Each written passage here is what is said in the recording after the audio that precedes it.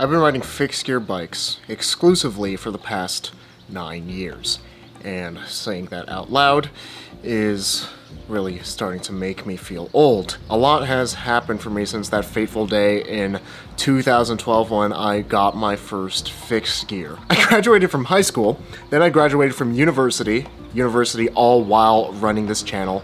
Then I went full-time and it somehow worked out, and there's somehow enough people that want to learn about fixed gear bikes, something so specific that I can make a living off of it. Thank you for watching, by the way. I've done multiple century rides on a fixed gear, which have been some of the most fulfilling, but also some of the most painful things that I've ever done in my life. And we've gotten to ride fixed gears together in 5 different countries and hopefully counting soon. But most importantly, those 9 years have made me all the wiser, fixed gear and otherwise. So here are 9 lessons that I've learned from 9 years of fixed gear riding. Super quick, according to my YouTube stats, about 54% of you watching this video right now aren't actually subscribed to the channel. So if you find that you like this video, do yourself a favor, hit the subscribe button, the bell icon, and the like button so you can watch more fixed gear videos just like this one as we make our way to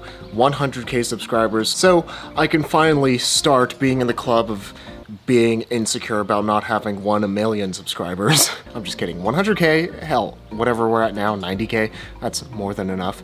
Thank you for subscribing, thank you for watching, thank you for making this job of talking about bikes and riding bikes a reality. And speaking of awesome things that are a reality, a portion of this video is sponsored by Wabi Cycles. To learn more about the bike that I ride on a daily basis, the bike that is so good that I don't even care to own any other bike, stick around until the end of the video to learn more about Wabi. Fixed gear, turns out it's not just a fad. From 2008 to about 2011, everyone was riding fixed gear and everyone was saying that fixed gear is just a fad and it's going to go away and nobody is going to care about them once everybody stops riding. But fixed gear is still around. If my life is any indication, I could make an entire living off of talking about and riding fixed gear bikes. And if you look at that subscriber count, I don't mean to toot my own horn, but that's a lot of people who are interested in fixed gear bikes. So keep riding fixed gear because it's clearly not just a passing fad. Hell, I started this channel after fixed gear was cool, and there will always be a foundation of riders that love fixed gear so much that we just don't care to ride anything else. Riding fixed gear eventually becomes just another part of your life. Because fixed gear is so niche, we tend to have very passionate riders. Because of that, it becomes a big part of our identity. It's like, I'm not just a cyclist, I'm a fixed gear rider. But eventually you just stop caring.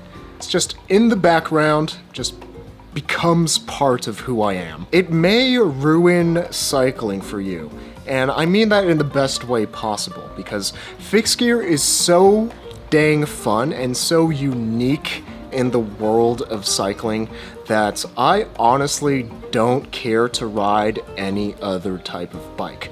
I've tried riding a road bike, I've tried riding city bikes, and while they are fun in their own right, I don't find them nearly as fun and as satisfying as throwing a leg over and pedaling my fixed gear, because nothing else gives that buttery, smooth, and connected feeling with the bike where, I'm gonna use the cliche, you feel like, say it with me, you're one with the bike. Simplicity is beautiful. You've probably had an experience similar to mine if fixed gear is the thing that got you into riding bikes semi-seriously. When I first really started to look at fixed gears, I didn't know why, but I saw them as the most aesthetically beautiful bikes that I've ever laid eyes on.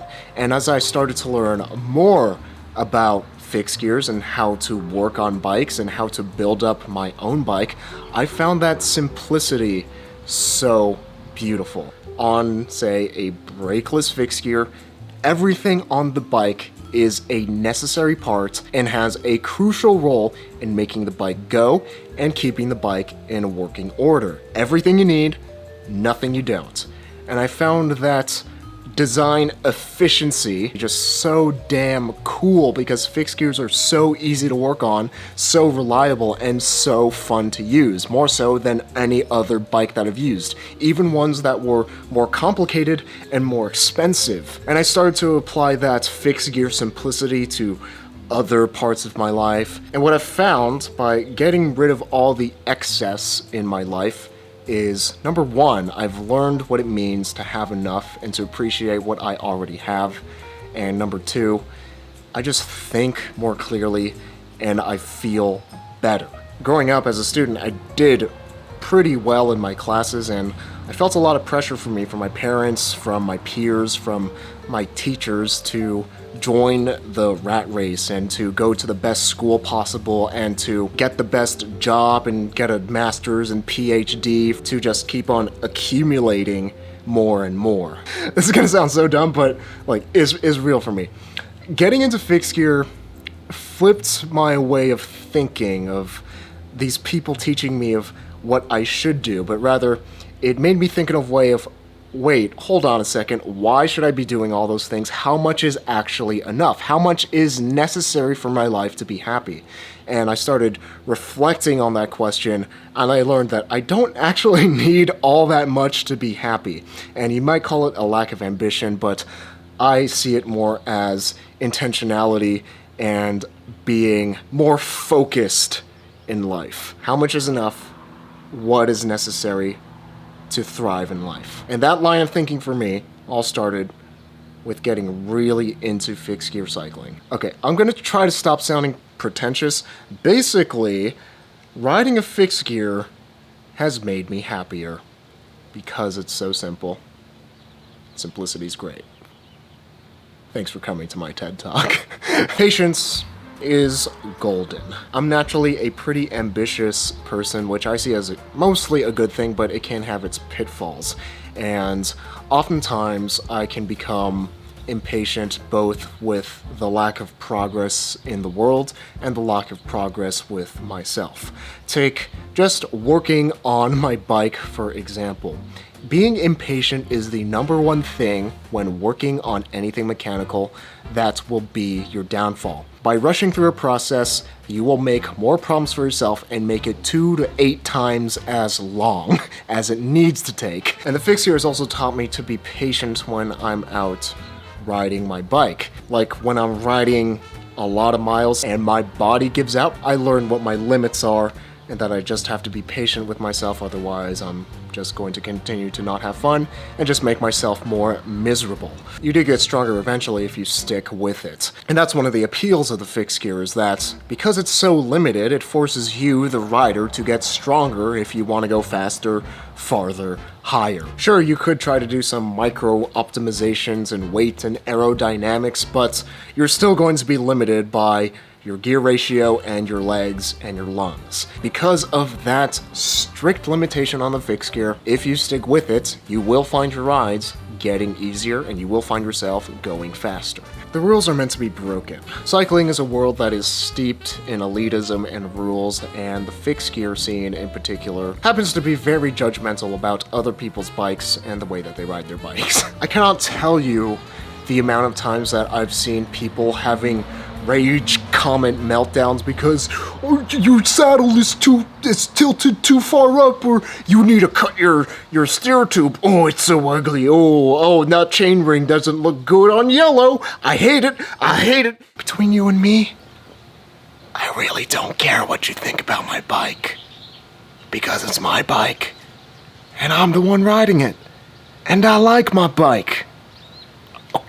Okay. Eventually you get to the point where you just get so old and just confident with yourself that you don't care about what other people say about your bike, and you stop caring about looking cool, but rather what you more so care about is building a bike that puts a smile on your face. Planned obsolescence is the norm in the bike world. It seems like every year in the bike world there's a new bottom bracket standard or a new axle standard and a new brake standard or tire standard that everybody should be doing, and that the old way is now obsolete and was stupid in the first place. This is probably controversial for me to say as a bike YouTuber, but the bike that you have right now, If you're happy with it, keep riding it. Personally, I like things that work, I like things that last, and I like things that are fun to use, so I keep using the same bike that I have been. I don't care that there's now thicker seat posts and bigger diameter stems and handlebars that give you better stiffness to weight ratios. I don't care that my bike doesn't have disc brakes and still uses tubes. And that's the nice thing about riding a fixed gear. You become immune to a lot of the marketing BS that goes on in the bike world, and you just stay happy with what you've been riding and what works. And number one, upgrading your bike won't make you happy, riding it will. And I've definitely gotten to those phases where I'm spending more time researching bike parts and looking at other people's bikes than I am just riding and appreciating my own bike. For example, I've spent about almost 50 hours just debating on whether my components should be black or silver. And now that I've finally decided, I don't even care anymore. Like, I'll be happy with either. I just want to ride my bike. But having a nice bike isn't what makes me happy. Just riding my bike and the experiences that brings, being able to meet different people, ride with different people, and see all these different locations is what makes me happy. There's a phenomenon called hedonic adaptation. And basically, it says that material things and external things aren't what's going to make you happy. Once you go out and get that thing that you thought would make you happy, it won't actually make you happier. Instead, it raises your standard.